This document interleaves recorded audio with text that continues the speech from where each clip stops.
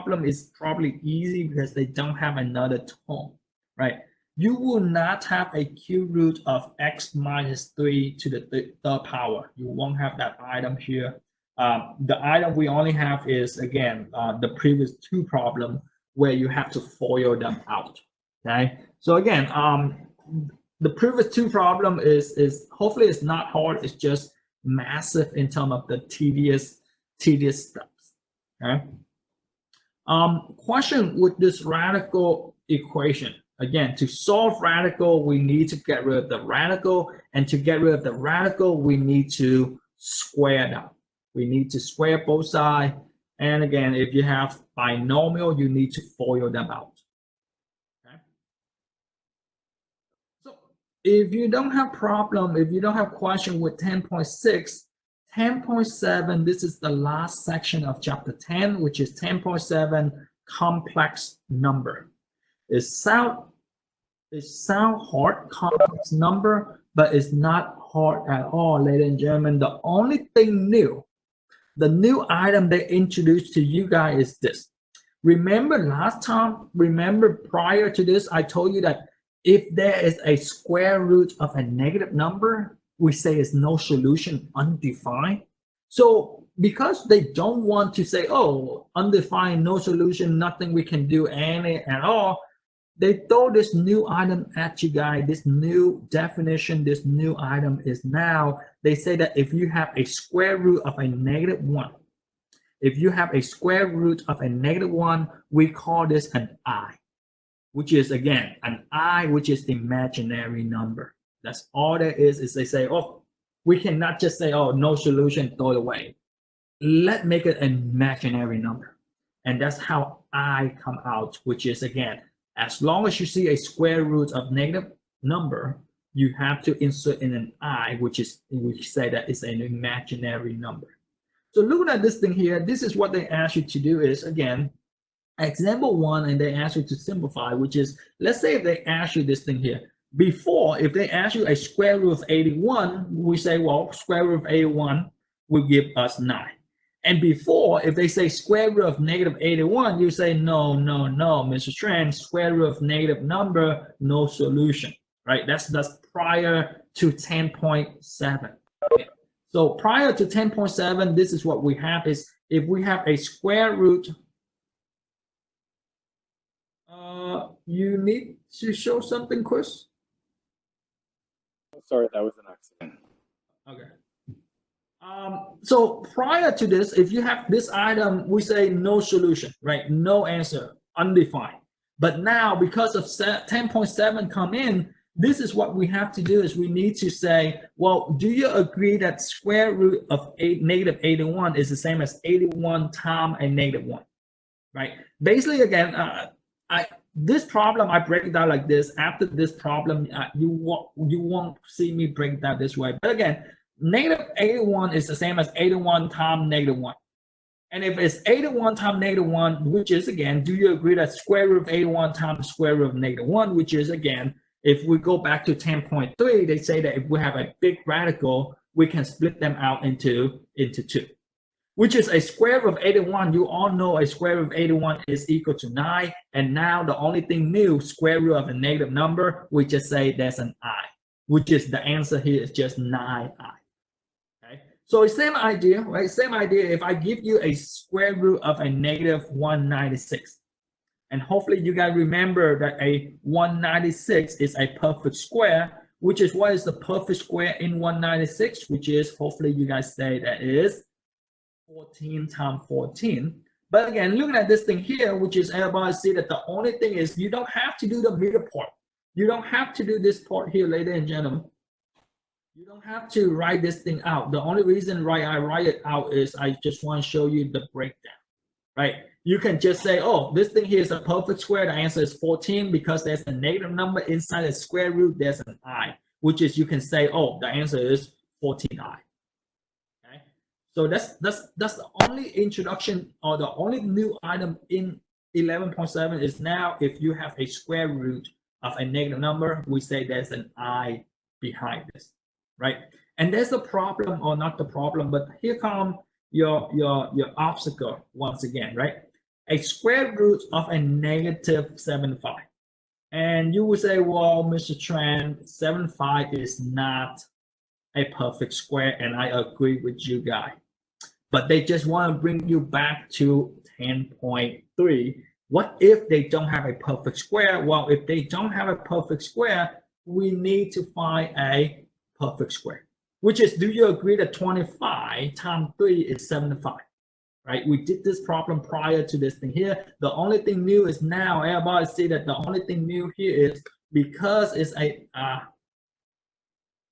because of a negative number, because of a negative 25 here, everybody see that because of a negative 25 inside your radical, your answer will be phi I. Your answer will be phi I, which is again the lonely 3 will stay on the inside, which is again, this is the only thing different now is there's an extra I. They just want to say that now this answer is not a real number, it's an imaginary answer.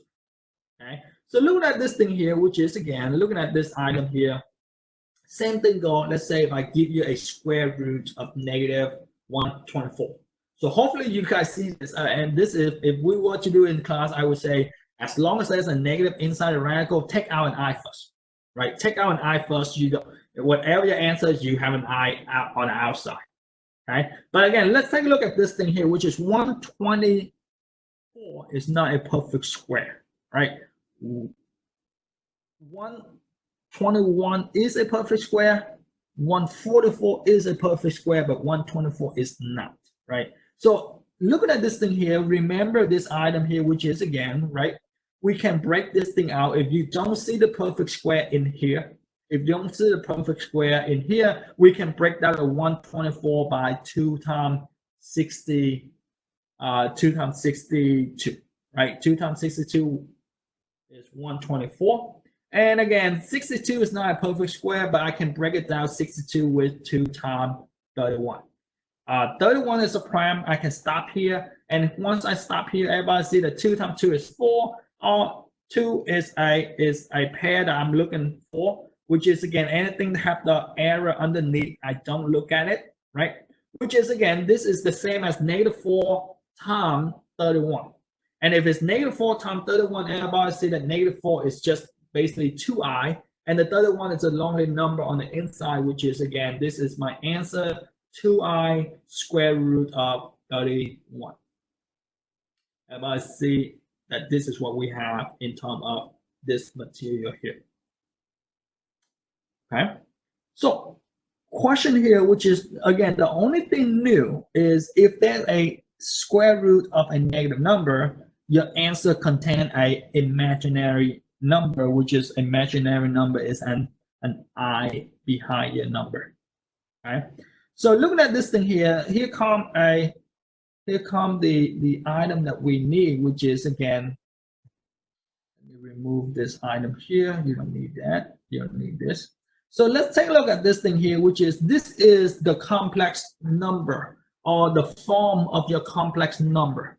So whenever they give you this thing here, we say that this is complex number, which is A plus BI, right? So as long as you see this form, A plus BI, this is your complex number. And the A is your real number. Whatever the A is, whatever that number represents A, that's your real number. And the BI we call an imaginary number. As long as there's an I, we just say imaginary number. So now what do we do with this thing here? Well, this is what you need to do is now they ask you to simplify and combine like term, or basically combine like term, ladies and gentlemen. So if they give you this item, which is they ask you, how can you add 2 complex number? Well, how can we add 2 complex number? Well, to add the 2 complex number, this is all you need to do is you, add them. Add is easy. In order for us to add, we can just remove the number, right? Remove the parenthesis. And in order for you to add complex number, all you need to do is take the real number, add the real number, and the imaginary part, the I plus the I. Everybody see that again, to add complex number is easy, which is the same as before, which is combine like term, which is you take the real number and add with the real number, which is 3 plus 11 to give you 14. 7i plus 3i, how many I do you have? Which is again, you have 10i. So the answer is 14 plus 10i. So to add complex number or to simplify complex number, that's all you need to do, which is again, nothing new, right? The setup of the problem is new, but back then you have X, Y, Z. This time you have I, right? So what's the difference between B versus A? Well, B versus A, B, we have a negative or subtraction.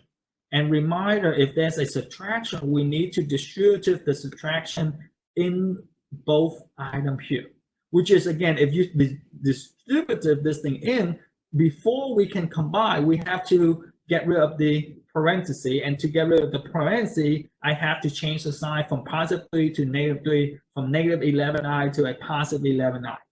And once we have that, everybody see that all we need to do is combine like term. And what is my like term? I have 18 take away negative 3, which is 18 take away 3 to give me 15, negative 5i plus 11i to give me 6i. So my answer will be 15 plus 6i. And you always write this 15, you always write the real number first because that's the form, the a, which is some real number, plus an I. You always write the I in the back. Right?